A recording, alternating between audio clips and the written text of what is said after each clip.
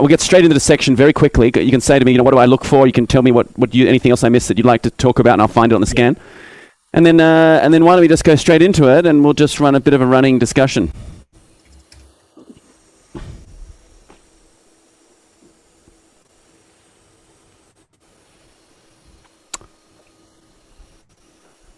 Do any of you have a decent kerosene? No. It's all good. Kerosene, Roger. No. Oh, yeah. Right. Well, as we're live, I'd like to welcome everyone. Maybe. It seems like the numbers of participants is increasing. We're gonna not start the dissection for another few minutes. Probably better than allow what I people to log in. Can I borrow a couple of these? My name is. How about I keep them in a tray? I'm an ENT surgeon in Adelaide, and I'm one of the board members of APOST, which is Asia Pacific Otolaryngology Surgical Training. And it gives me great pleasure to welcome you all here today from what's presumably a lot of different countries. And with COVID-19, obviously our ability to run live hands-on dissection courses has been quite restricted. So what we thought we'd do for you today is do a Zoom live cadaveric dissection. And who's the person going to be doing the dissection is no less than Professor Richard Harvey from St Vincent's in Sydney. Richard's also a board member of APOST, and probably needs no introduction. He's one of the most famous rhinologists in the world with an extensive clinical and research track record. He's got massive number of publications, a ridiculously high H factor, and he's been responsible for some of the leading papers in rhinology, over the last decade. And I think those of you that have ever met Richard know he's a very enthusiastic speaker. And I can't think of anyone better than to take us through this cadaveric dissection today. Now, this is going to be followed by sort of lectures and hands-on cadaveric dissection in Bangkok. For those of you that are in Thailand, that is where the one place that Professor Konkat Sidvons is going to be running a dissection lab sort of immediately after this. So welcome to everyone. You can see from the screen, Richard's got some image navigation up and running. And we're going to start by running through the scans, just really identifying the anatomy, giving you some tips and pearls of what to look for in the CT. And then Richard's going to start with a complete sphenoethmoidectomy, what we would regard as a full house FESS on one side, and then run through a lot of other advanced rhinology techniques. And I think by the end, this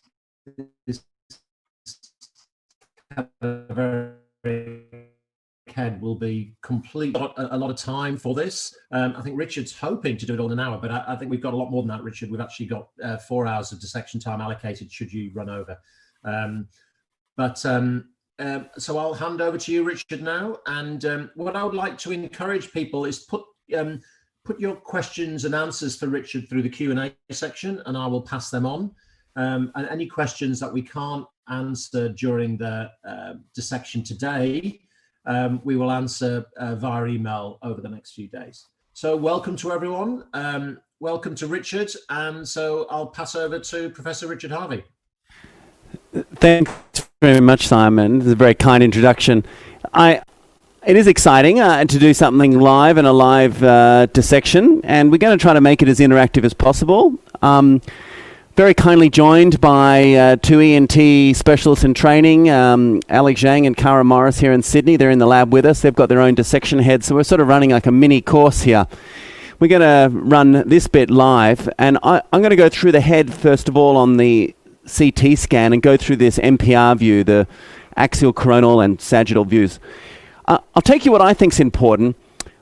As we go back here in the coronal plane, and I'm going to drag the scan back, there's really only a handful of things, Simon, I look for, and I'm really open to what other people think. The first thing is that I start here and I look at the orbital wall just to make sure that the orbital wall from front to back, here is the level of the nasolacrimal sac, but from that point backwards, there is no natural dehiscence, no natural area where the orbit is bulging medially into the ethmoid. And the reason I look for that, from all the way at the back near the optic nerve, orbital apex coming forward, there's no area where the orbit is inadvertently hanging into the ethmoid. Now, that could be congenital, could be post-traumatic, but it's just something you can't predict. So that's a great reason why I look at the CT scan. The next reason to look at the CT scan is look at the anterior ethmoidal artery, and you can see in this person, often referred to as Kennedy's nipple. Kennedy's nipple is just that area. You can often see it on a cone beam. You can't see this, the medial rectus and superior oblique, but that's about where you'll find it. Or the other place you'll find it is just as you go past the end of the globe. So you can see the globe ends here, and then just as you finish the globe, that's about where the anterior ethmoidal artery canal will be. I might move this sagittal line out of the way, Simon. I think it's... So there you go. There's the... That'll just be off the skull base. And we'll find it, and I'll show you how that's not hugely at risk, but it's certainly sitting on the sort of bone and just out the bone. As we go back, I then look at the skull base. So here's the skull base here. And I just want to say to myself, is there some weird orientation of the skull base? Is it aheros, helps the surgeon, essentially symmetric on both sides? And it is this big square box. It's not a little diamond.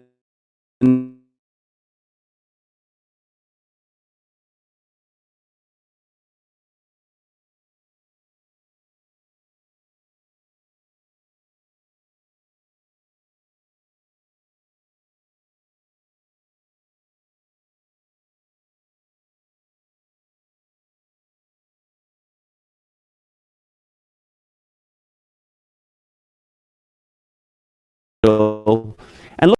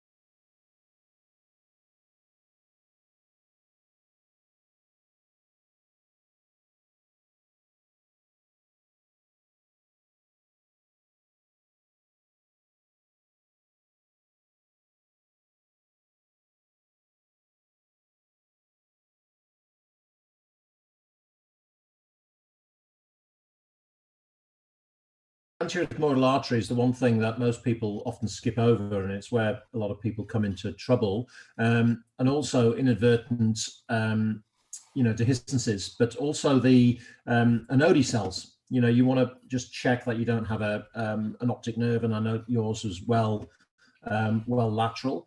Do you use the CLOSE acronym?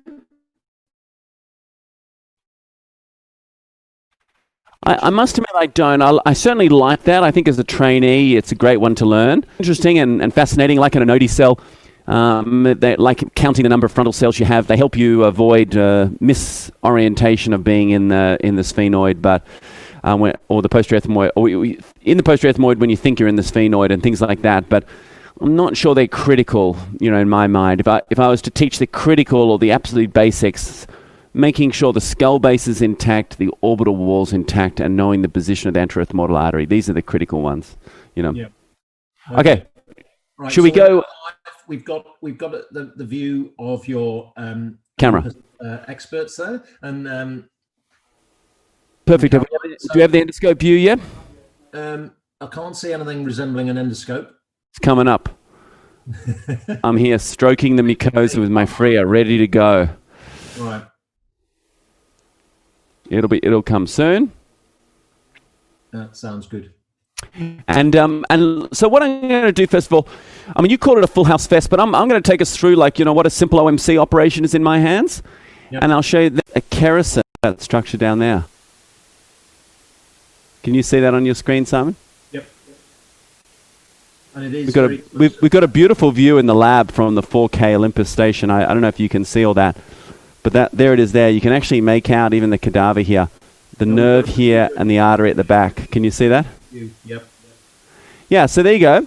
So that's the descending. So just as Simon said, if you were to use a lot of loose monopolar there, you could easily pick that up. So let's pull this back now, right? So this is then the PPF. Can you see the PPF here? Yep. And then as we come up here, Simon, you'll see, just as Simon spoke about before, is the palato-vaginal. So the palato-vaginal is this little canal, and you can see it. It's sort of coming at 90 degrees. Can you see that? Now, a lot of people think this is the Vidian, but it is just a little palato-vaginal. You like the little hook on that instrument? Wow. It's been used in the lab before, hasn't it, Simon?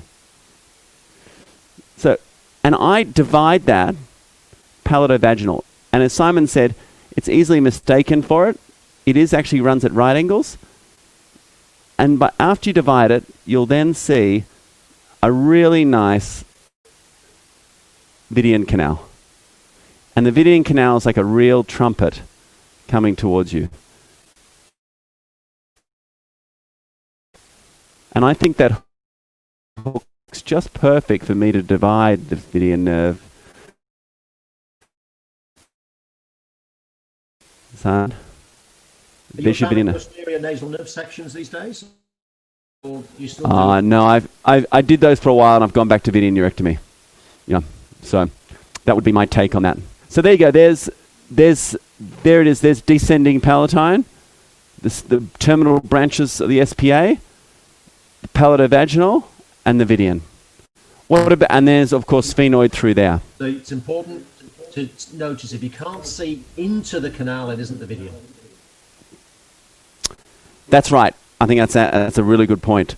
Let's talk about just a transnasal sphenoid. So if I'm doing a pituitary operation, I don't actually do a resection of the through the antrostomy and posterior and anterior ethmoid.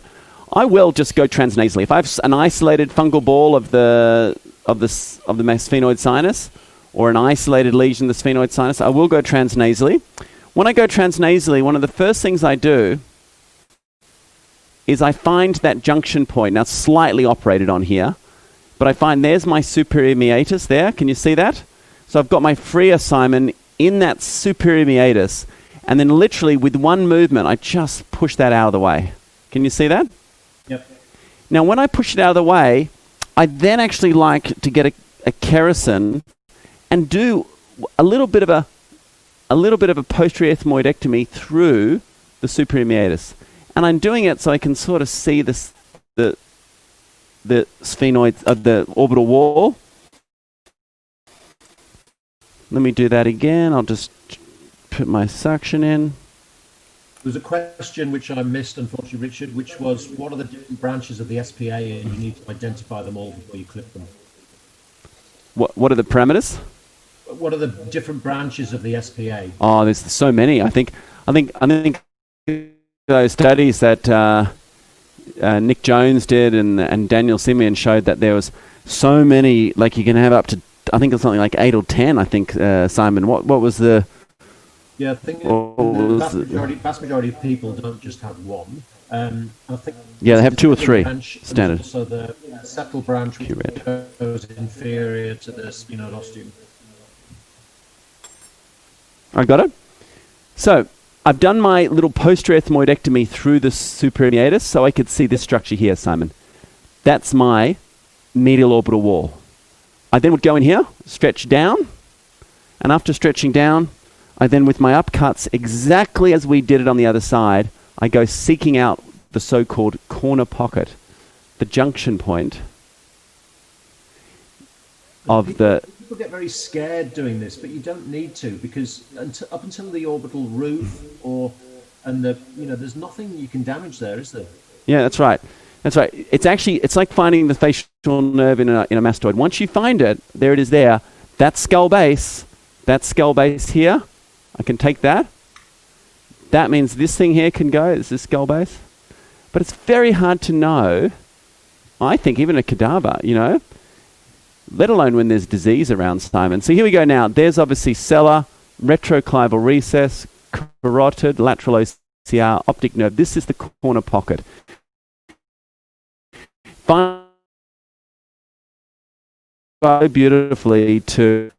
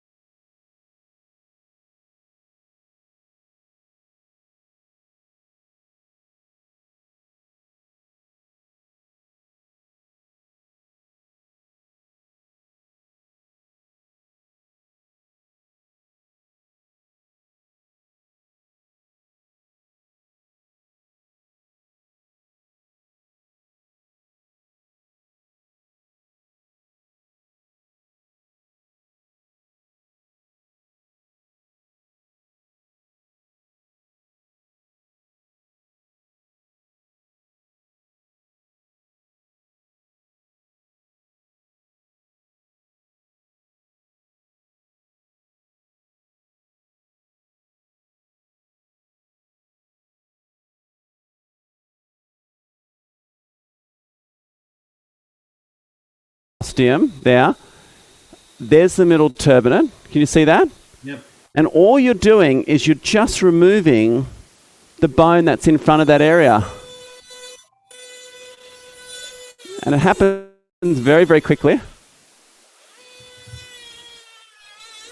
But you can see it's not just a little bit of bone. So when someone said, "Oh, how do I do it without a drill?" This is not. This is a technique for when you have a drill.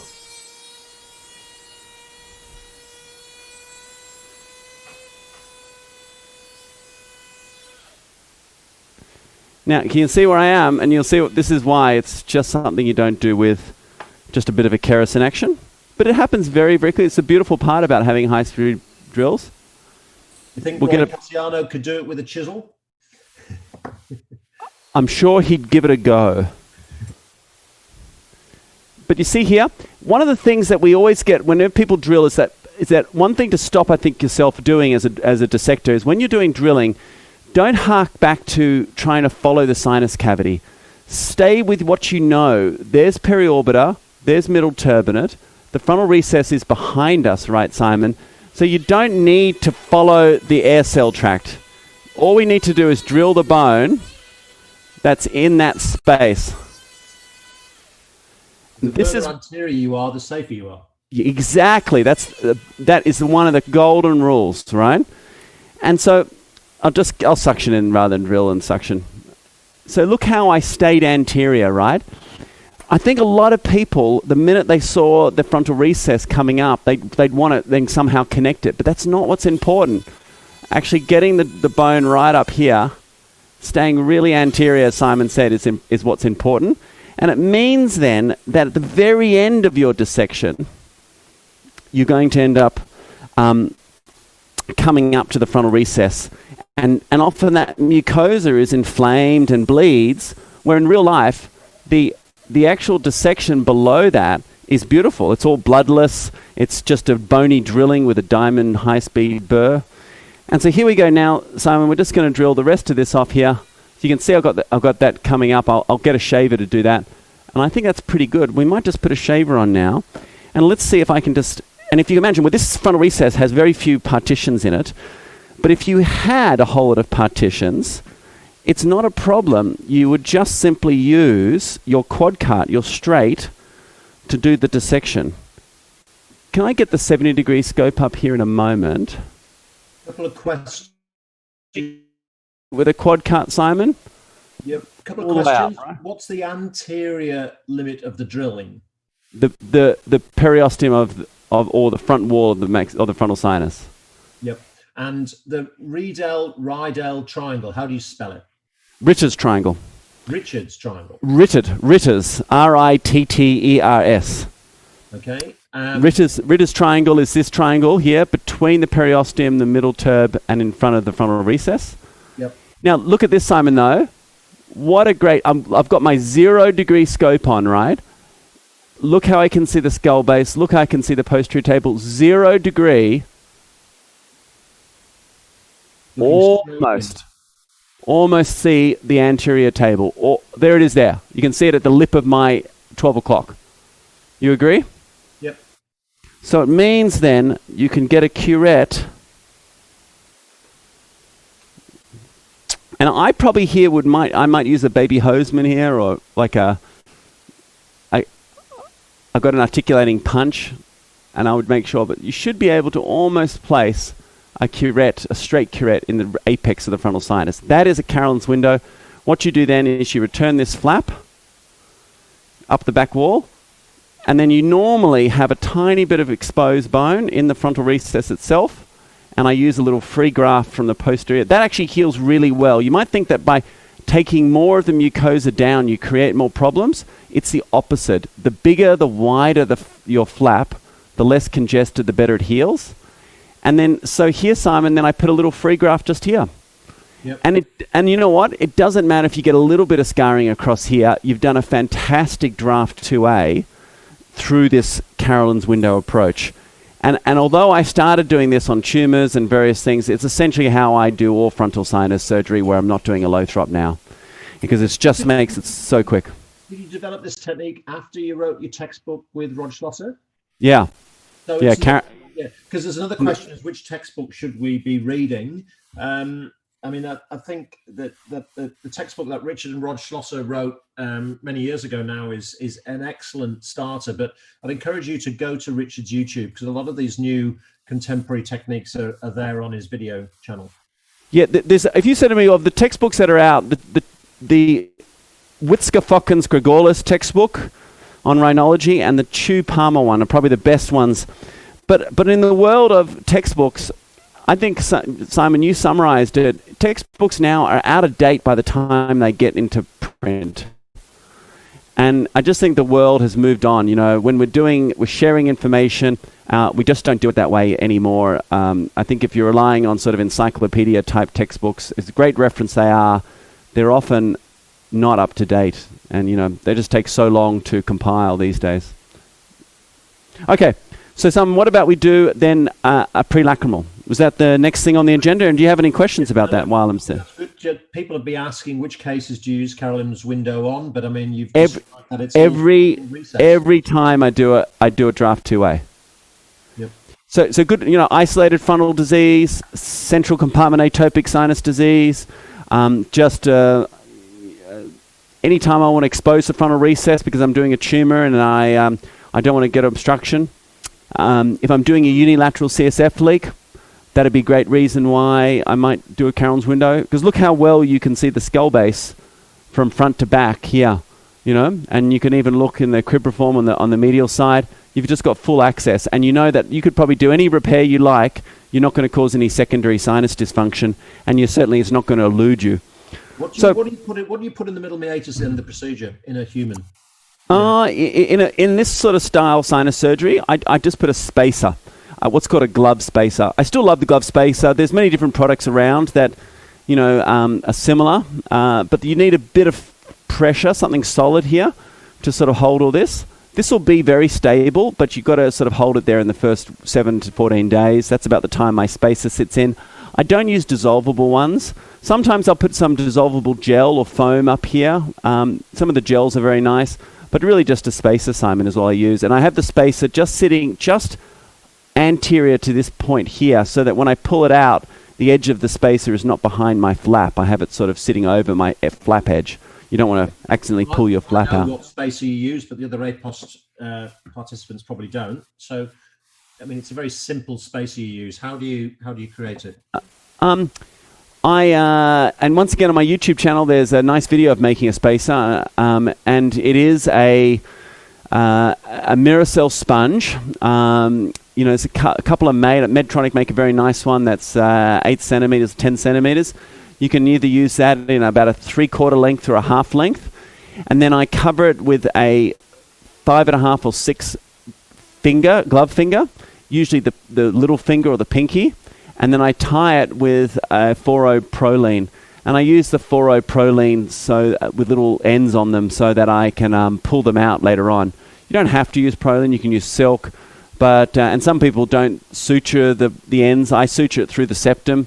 I just find it easy, but you could easily, I think, just leave the Proline hanging in the nose or the silk hanging in the nose.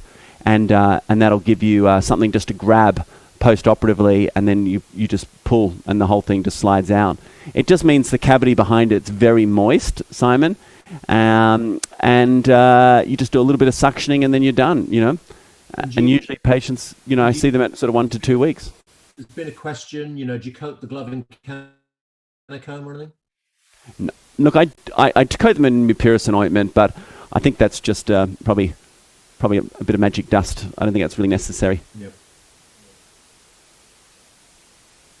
So let's talk about a prelacrimal. If you're going to do a prelacrimal, you're going to create a U flap hinged at the level of the middle turbinate.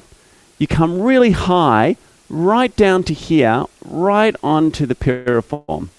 It's so important to make a giant flap. Once again, the bigger your flap, the quicker it will heal, the less swollen it will get, and the less abnormal it will become in the post-op period. Once again, little cuts across here, to me, just end up creating problems. By making a giant flap, you hide it as well. What were you going to say, Simon? Which cases would you use a prelacrimal approach for? Anything where you've got a benign lesion on the floor of the nose and you're not going to drill the maxillary sinus too much. So if you can take out like a dental cysts and things that I have to chase that are going to be managed endonasally, I love doing it this way. Extensive IP, I wouldn't do it this way because I don't want to leave behind a really big raw area that has to heal by secondary intention with a lot of mucus dysfunction behind just a closed cavity. So I really try to, I do this where I'm just going to do something very limited. I know Bing Zhao uses it to go into the infratemporal fossa, which I think is a good example where you're not doing too much in the actual sinus. You're just using it as a way of getting there. So there you go. So I think that's pretty good. So you make this giant flap. Then I'm going to get my Freer, and it really is the whole wall, the whole floor. Okay, I'll swap to, as soon as I've got my plane going, I'll swap to the blunt here in a moment. It's like a bit like a giant DCR flap, isn't it, Simon? Yep. So, your thing is that everyone gets scared of big flaps, but the bigger the flap, the better the success, the broader the vascularity. And you can see how I've oversized it here, so it came right out over here, because it always shortens a little bit. Yep.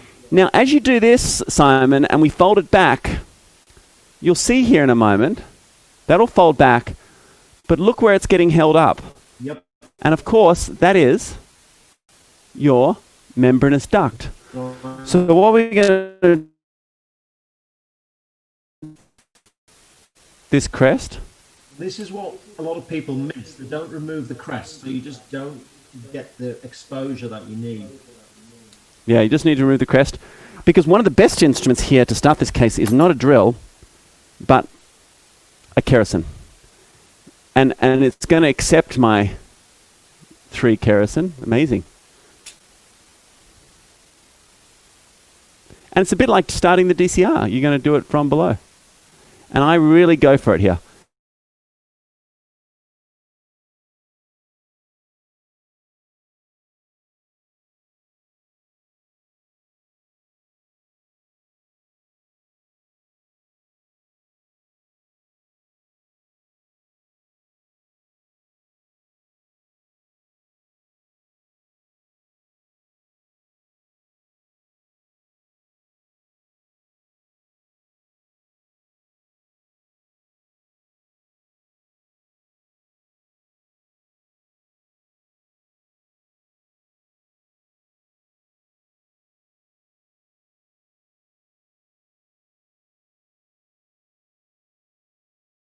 And it creates space even when the it's tight. say it's tight. Yep. Yep, exactly. So let's have a look here. Let's go to the CT scan, guys, if that's possible. Is that going to create a technical issue?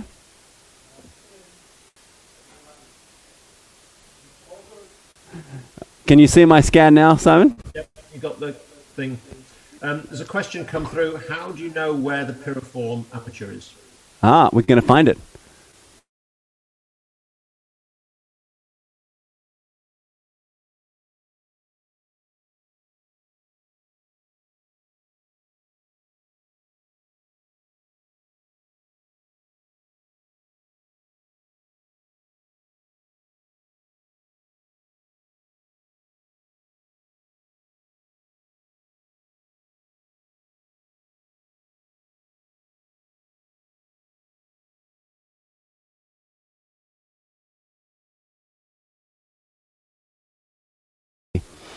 So let's go back to the video now, view.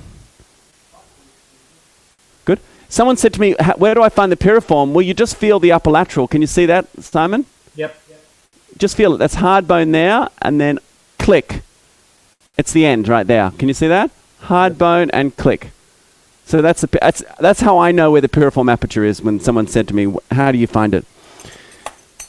So you're absolutely right. You need to know where that is when you're doing a flap in a Carolyn's window, and you need to know where that is when you're doing a prelacrimal approach, because you really want to come all the way forward and really maximize that whole area.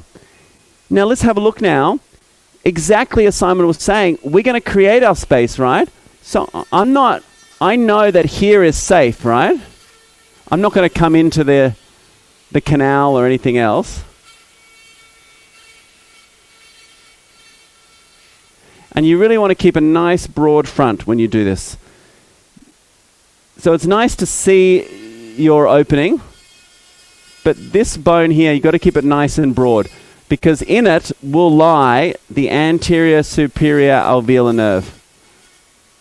So just like when people did Denkers, you don't want to prang the anterior superior alveolar.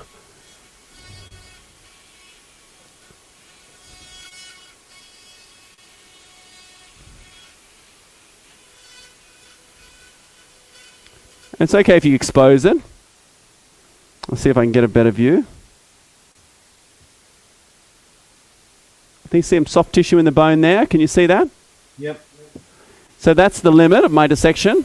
You could take it more, but you're just going to get some dental numbness if you go further than that. There's no I guess that depends on what you're doing, right? If you're doing a big tumor or something, that may be something acceptable. But if you're just going in for something benign, you don't want to create unnecessary numbness.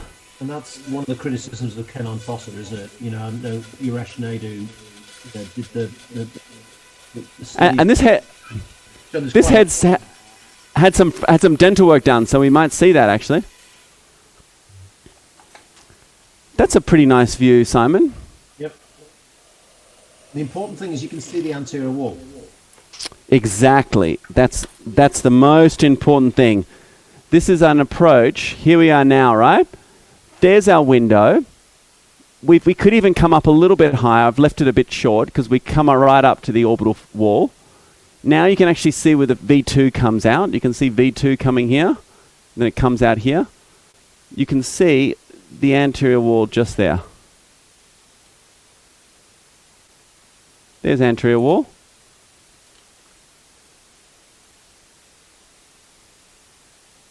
God, so close, right? And look, there's our dental abscess that we can get into, right? It's been done by already. These heads have been used by a dental group before us. So there's where your molars are. Now look at this though. This is the best part. Once you do a prelacrimal, you actually makes you realize how much maxillary sinus exists before you get to that little tiny opening. So that's our antrostomy, but look how big the maxillary sinus is. Zygomatic recess. There it is there. Now you can see the nerve running along that anterior wall further down, just below your curette. Yep. So that's the B2 nerve. Yep. Beautiful. Okay, you can see it there in the roof. So that's a prelacrimal, and then when you're done, you just use whatever use the portal, make it bigger or smaller, whatever you need, and then I put one suture in the turbinate. So one suture goes here, one suture goes to the turbinate head to here. I put one or two up here, and then I usually try to grab this corner, and this corner comes to here. I put a little bit of gel foam just to pack that down, Simon.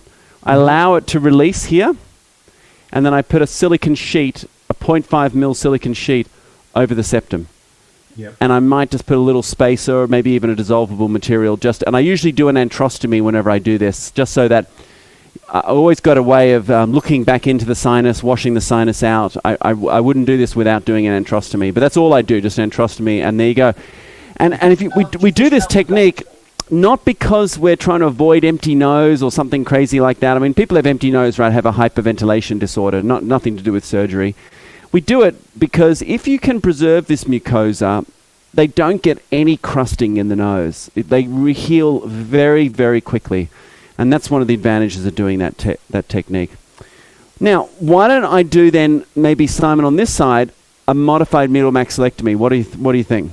Yeah, I think so. And I mean, because your flap technique for that's very important. Yeah, okay, that's a really good point, actually. Bring up the flap.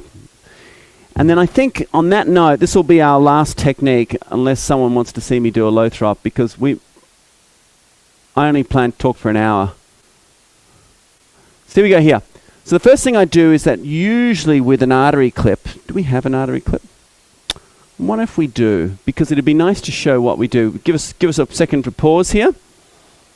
We'll see if we can find a curved artery. So there's a question here for the prelacrimal approach from maxillary tumor. How do you scope surveillance? And that's probably a really good question. So Yeah. probably a reason not to do it. Yeah. So if you just got a benign mass and you're happy just to look through the antrostomy with a flexible scope, then that's fine. But if you're, once again, if you're removing a lot of the mucosa of the maxillary sinus, a prelacrimal will not work for you. It'll leave behind a sinus cavity that's raw. It'll contract. It'll collect mucus. And especially if it's a tumor and you want surveillance, and that's not what I would do a prelacrimal for. Prelacrimal is where you're going in for like a periapical abscess, a dental issue, a foreign body in the sinus cavity. You just want some anterolateral reach to chase something. And in that situation, you've really got pretty normal mucosa in the maxillary sinus. And you're sort of committing to the idea of just looking through with a flexible scope. But if you've got an atypical tumor, certainly a malignancy or something like that, when you would never do anything like this. Even an extensive papilloma, I probably wouldn't do a prelacrimal for. And how do you manage the inferior turbinate? Do you raise it, reflect it, or do you actually debride some of it just to... What's this for? For this? So in the prelacrimal. Oh, I just reflect it back exactly as I showed you then. Yep, right. Okay. So next one here is you just don't touch you don't touch the turbinate. You make your incision in front of it, whole thing goes back, and then you put it back again. Now, so when I do a modified medial maxillectomy, it means the modified bit means I'm trying to preserve the lacrimal apparatus. So what I'm going to do now is I'm going to place, usually you've done an antrostomy, I'm going to make a little crimp here. Making the crimp's important because in real life, that area will bleed on you. Then you want to cut that off and you want to leave the crimped area, obviously, in the patient. Now, as you come back now, if you can with a pair of scissors, I'll fold this back. Now, quite often, this will be quite chunky in patients, and you won't be able to simply just cut through it. And so one of the tricks is just simply to push it up and have it vertical. But if you can, and there's enough room in this lovely cadaver head, you can just take it off now. And if you take it off, as you take it off, don't take it off absolutely flush with the bone. Leave yourself a little stump. So if you get some bleeding, you don't have a situation where you can't bipolar the bleeding spot. Because it comes out of the bone. Thank you. Yeah. Looking for my Blakesley. You keep all this always keep the turbinate. You'll use that as a graft later on. Now, Simon brought up a good point. You know, Simon and I, whenever we try to operate, we try to preserve mucosa, right? Let me take you through where the lacrimal apparatus is, and the flap is part of that. It's really the Woodworth flap. You know, we have to give a shout out to Brad, who really popularized the inferior meatal flap. I'm trying to get my view just perfect because you need a great view to show you what I'm going to show you next. Okay, there you go. Why do I feel my view is not perfect there? There you go, that's better. So can you see that little slit? Yep. That is the valve. I forget which one. Rossen, Muller, what is it? I've got our trainees behind us. What's the valve at the very bottom? Hasner, thank you, Hasner. I always get it confused. What's Rossen, Muller's? That's the one at the top, isn't it? Maybe not even part of the lacrimal system. Now, so when you make, with the needle point diathermy, you make an incision that's 45 degrees. And I'm making this anterior one first, which I don't actually do in real life because I do the posterior one first. But I'm making this anterior one first just to show you. And you make it at 45 degrees behind Hasner's valve. And then forward like this. It's very important to make this at 45. It's not a 90-degree flap. Now, next one, you feel for the soft palate. There's soft palate. Then this one is 90 degrees.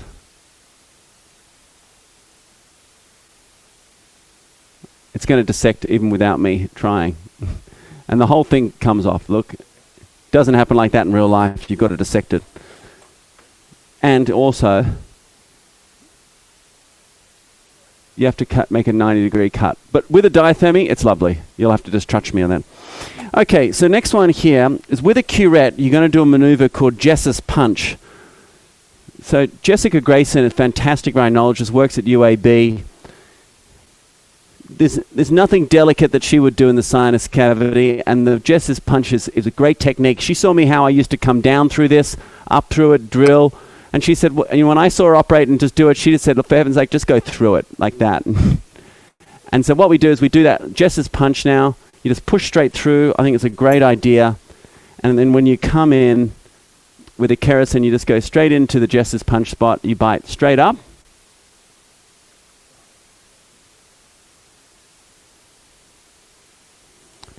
You then get your straight through cut.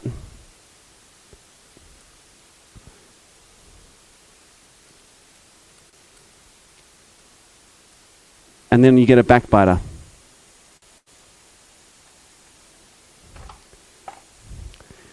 I think the dissection has to end, Cara. The instruments will become such a salad there in a moment that I don't think we're going to be able to continue. And I take that now. That is not, I can stress to you, not a medial maxillectomy. That is just a hole right now. So what we need to do is, in order to get access here, we're going to make sure that flap's out of the way. We're going to drill this little wedge of bone. See this wedge of bone here? We call this Snidvong's wedge. Snidvong was a Thai surgeon, and you've got to get this wedge of bone out. If you don't get this wedge of bone anteriorly, you can't really put your instruments in. So there you go now. He's probably online listening to you. Oh, yes, he's listening. There you go. Yeah, of course. You've got to get Snidvong's wedge off. Very annoying is Snidvong's wedge if you leave it up there. And I think the reason Richard's doing this is you don't want to sump. Yes. Explain that, Simon. So you've got to realize that what you're doing is you're altering the drainage of the maxillary sinus by doing a medial maxillectomy. And the maxillary floor is often a lot lower than the floor of the nasal cavity. And therefore, if you've got bone sticking up, it's like a fence that the mucus has to come out over, and it just doesn't do it. So you're going to get crusting, you're going to get secretions living in that maxillary sinus, and essentially, so in somewhere like Australia, you just get it colonized with fungus, and you get a massive iatrogenic fungal ball, essentially. Yeah, it's absolutely true. Once you start doing medial maxillectomies in your repertoire, you're doing it for people who either have a failed sinus cavity, they've got end-stage inflammatory disease, or you're doing something terrible in there, like taking a tumor out. And when you do something terrible, Simon, like drilling all the mucosa out and everything else, it's great when functional returns, but it doesn't always, right? And so if the function doesn't return, you just got to be prepared to how to manage a sinus cavity in whom the function may not fully return. Now here, you can see that I've just got a little lip of bone, which I don't like.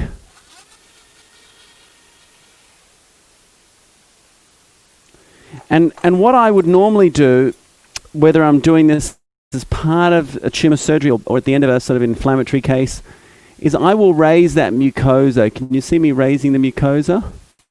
Yep.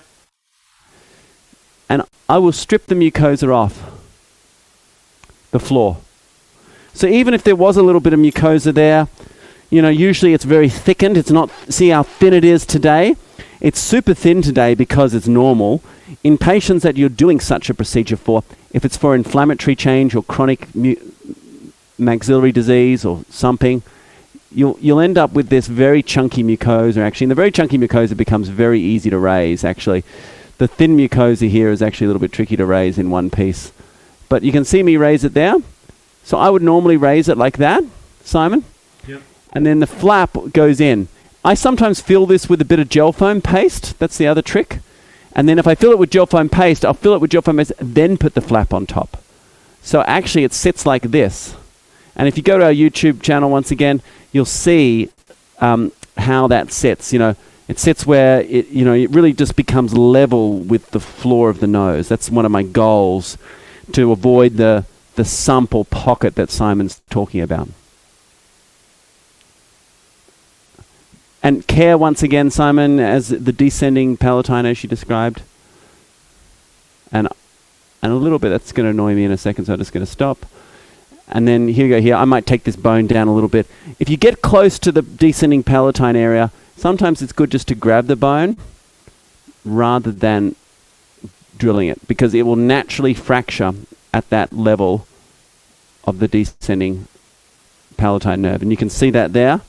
Here, that's the nerve. So by grabbing the bone and fracturing it is a great way of just making sure you don't accidentally roger the nerve with a drill. If you stop. There you go. And not bad, pretty close to a medial maxillectomy. And I do use a medial maxillectomy a lot to get access to the infratemporal fossa.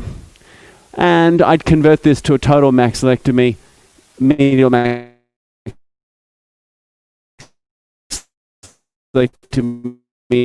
if I wanted, or the medial buttress I should say, or the lateral border of the piriform. This medial buttress bone, as it's referred to, if you do drill it away, you can occasionally get a little bit of alar groove or depression. So over time, not in the first few months.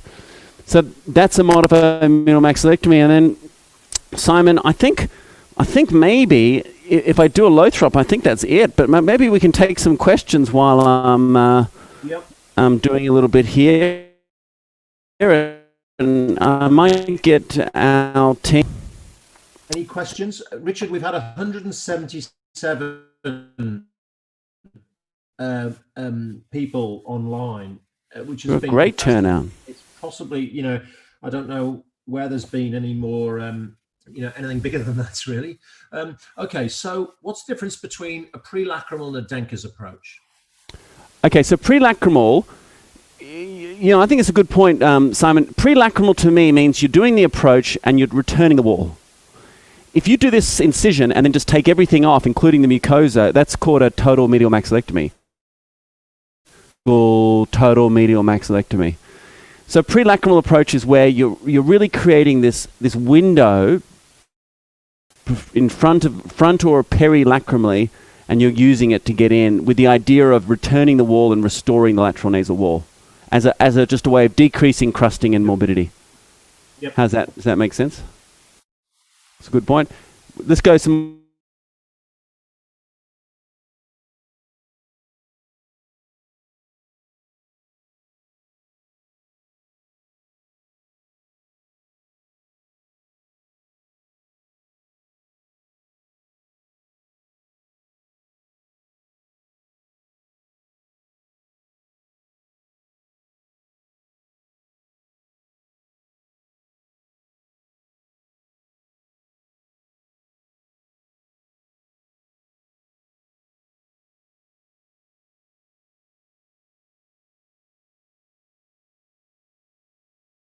The APOST 2020 group came up with a really good system, really simple and practical, and I really encourage you to have a look. It's on the APOST website. There's a summary on our YouTube channel, but if you go to rhinologyjournal.com or .org, I think it is, you'll find the details there. It's just a great new part of the executive summary for the APOST 2020. Now, if I've got a patient has inflammatory disease, if you have an inflammatory disorder, your surgery is not going to cure that, right? Surgery is really all about setting the patient up so that they have a sinus cavity they can topicalize with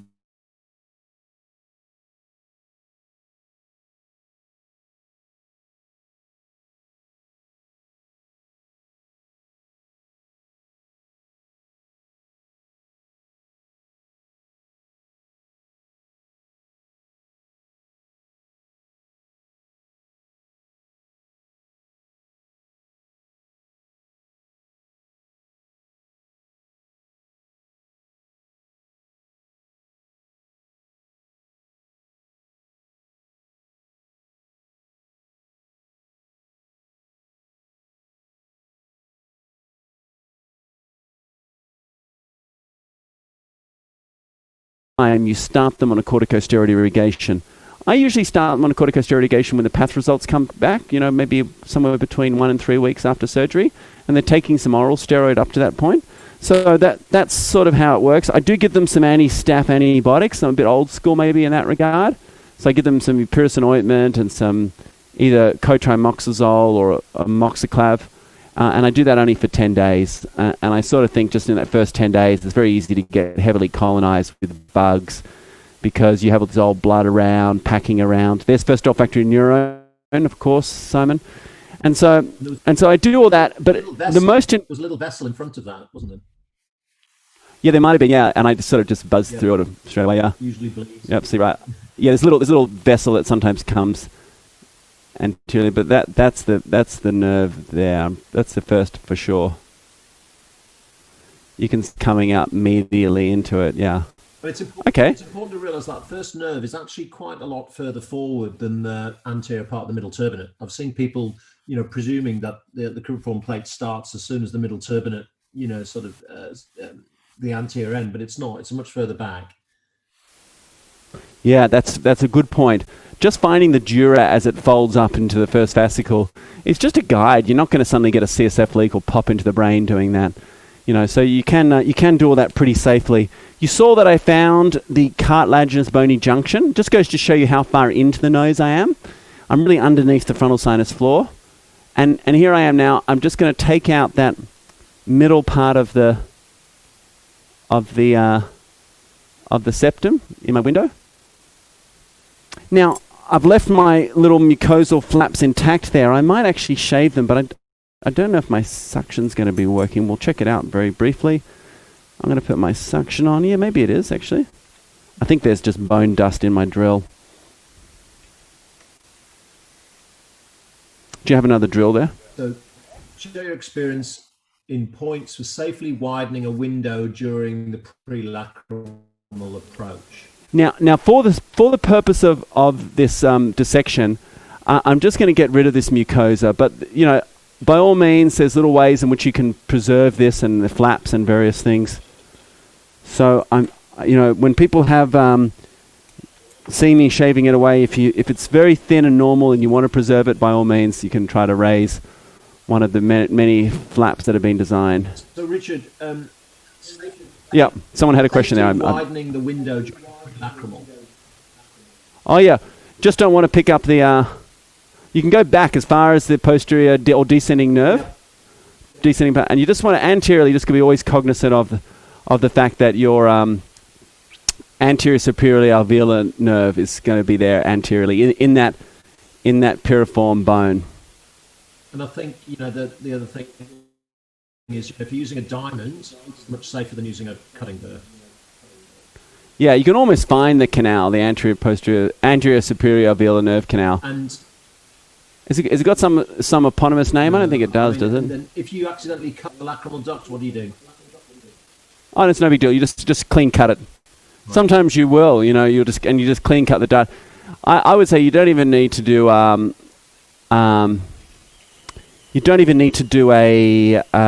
DCR. If you just clean cut it, it'll be just fine.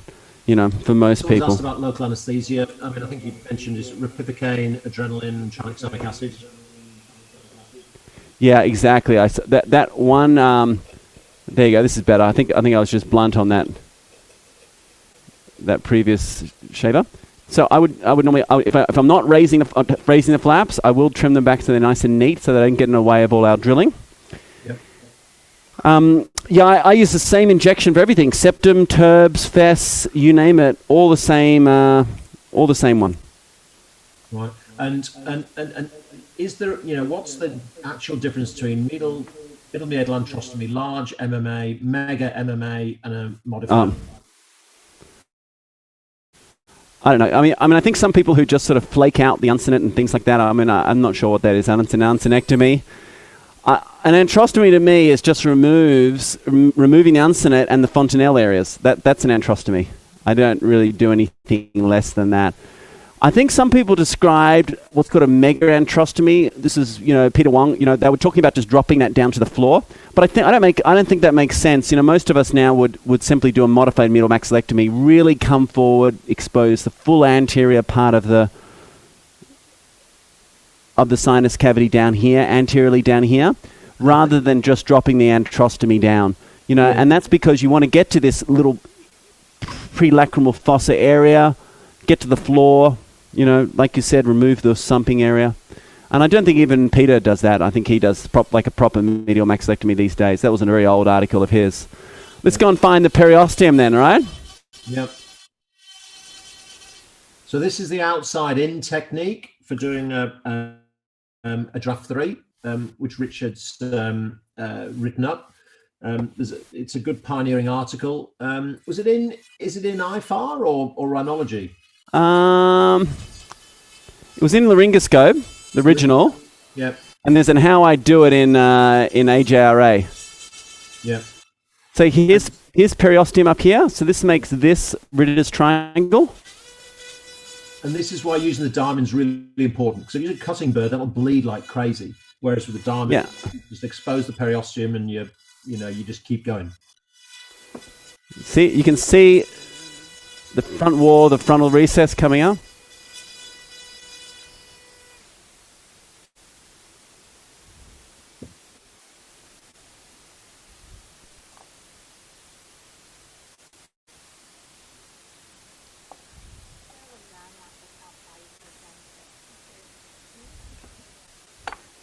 Someone asked me, how far do we take the septectomy? I don't normally take the septectomy much lower than about the upper third of the middle turb. You want to be able to see the other side. I see the periosteum. You want to be able to see the periosteum on the other side. Yep. But and sometimes if there's a big swell body, high deviation, I'll take that as well, just include it in the septectomy. But I don't do huge septectomies. I don't drop it all the way down here. I do try to keep it in the upper third. They crust a lot more. It doesn't help you necessarily. It's the drilling of the bone is what holds most people up. So once I've got periosteum exposed here and here, you just remove the stuff that's in between.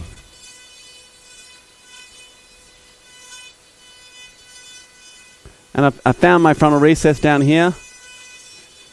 It's a little bit funny because I've got one side open. Makes it a bit easier. Yeah, but you shouldn't. I'm intentionally not using that, right? Because I want to show you, it's not about that, right? It's a frontal beakectomy, as you describe it. It's a nasofrontal beakectomy, exactly. It's this thing you want to remove, this bone. And often, the drilling is easy in this case, It's just got this bone here, you can drill it all out. And you just drill, and then all of a sudden, when you think, oh my God, I'm in solid bone, you suddenly start to see this. Yep. The frontal sinus mucosa. That little bubble is a nice relief when you see it. And then don't go into it. Just try to drill above it and expose around it, because you don't want to go in low. You don't want to change your directory and suddenly go in low. And then when it gets super thin, then it is best to drill with the equator of the burr. Equator of the burr is always more efficient than the pole. There's always a bit of pole drilling, unfortunately, in sinuses. And so you try to avoid it.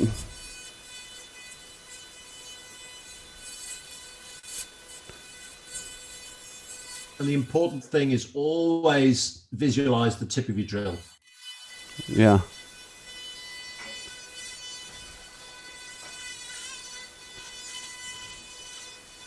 And I'm doing everything from the right nostril at the moment.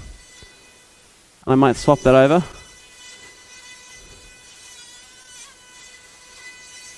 I might get a better view here in a moment if I just swap over.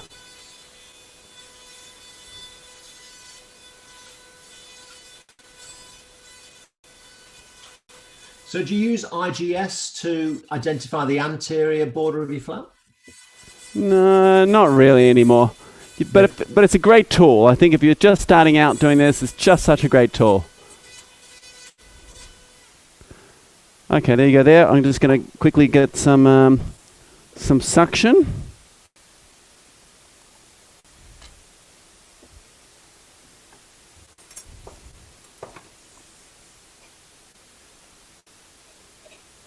So in a virgin draft 3, before the superior posterior septectomy, what would be your first step?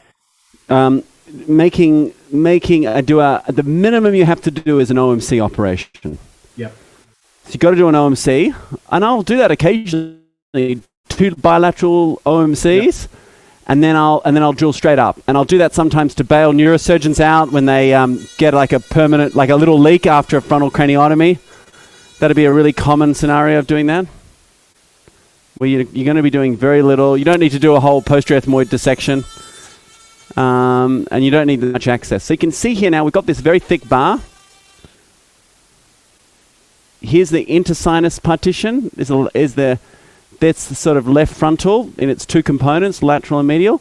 And then you've just got this thick bit of bone here, and you've got to get rid of all this. I can't tell you, this is where once you're committed in a Lothrop, you just have to really get rid of it. And look how nice high-speed drills these days just make this process so much easier. Like a knife through butter. Remember we used to do courses, Simon, and we'd have like a drill, and it'd take us a while to do a Lothrop, and we'd have to worry about, is that too long to show on a dissection, or all those times. Often prepare the cadaver and do work before you actually did the demonstration to save time. Yeah, amazing, And now just connecting all up now at the end. Piece of cake, right? Mm-hmm. I'll take that into sinus partition all the way up. Okay, let's go back. Is that a straight drill? 15-degree drill. Right. And we are still using a 0-degree scope. Yep. Let's come in through this side. And of course, I haven't done my frontal recess dissection on this side, although I have on the other side. Yep. And I'm going to get my wipe up now, as we're coming up towards the end of our dissection. So you don't really need these big angled... no. And you don't need a 30-degree or 70-degree scope. So, vast majority of it can be done with a 0. Exactly. I'm sure you'll find patients in which the anatomy is such that you think you just to finish it off. Like here, you can maybe little bit of angle. I'll get it though with a... Yeah, I'll do some over and under. If you take the beak back a bit further, you usually get there. Yeah, yes, right. Just take the beak a little bit further. And like you can always finish up at the end here with a bit of using like a baby Hoseman or articulated punch. I've got one of those actually here. I'm going to grab the articulated punch and show you how. And can you show us how low you take the T, the frontal T? Oh yeah, that's a good point. There's the first olfactory neuron. Yep. Can you see that? So I would take this down even lower. So if I wanted to show you here.